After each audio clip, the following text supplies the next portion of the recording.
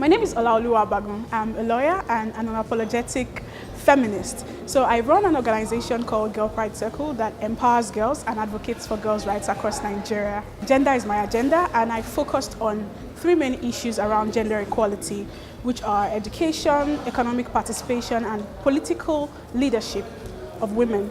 So I realized that in our society today, women are not many at the decision-making table, and this influences how our society works. There's no proper mechanism through which our needs are articulated.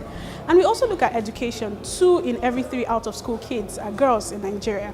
And if you look into the workplace as well, women are facing a lot of discriminatory practices. So this prompted me to focus on these issues, do a lot of research, and I'm glad that it resonated with the judges and the audience. Simi landed her dream job at a Nigerian consulting firm. 2 months later, she realized she was pregnant and immediately communicated this to her employers. The next morning, a congratulatory gift awaited her, a letter terminating her employment. Temi is not alone. Across the world, women and girls continue to be confronted with a lot of unequal and unfair treatment, particularly at school, at the workplace, and even in the wider society. According to the World Economic Forum Global Gender Gap Report 2016, gender equality is sliding backwards. In fact, the report reveals that it would take a whopping 170 years to achieve equality in workforce participation and pay between men and women. Let me make it relatable. It means that by 2186, none of us in this room would be alive to witness economic parity. Even in the realm of politics, the world was vibrant with hope for women's inclusion in political leadership when Baroness Patricia Scotland was appointed as the first female Commonwealth Secretary General, and even upon the iconic appointment of Theresa May as Prime Minister of Britain.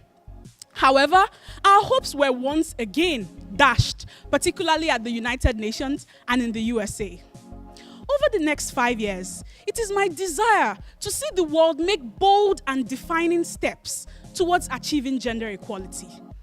I want to see the girl child in Nigeria and Pakistan have access to quality education, just like their male counterparts. I want women to contribute their unique skills to developing their economies. And I want gender to be struck off the silent criteria for political leadership. So I'm really excited right now about being selected as a future leader by the British Council, because the 12 selected finalists are very inspiring. You know, I listened to their pitches, I listened to their biographies, and they have so many inspiring things to say, and they've done a lot. So I'm really, really honored to have been selected as part of the final 6.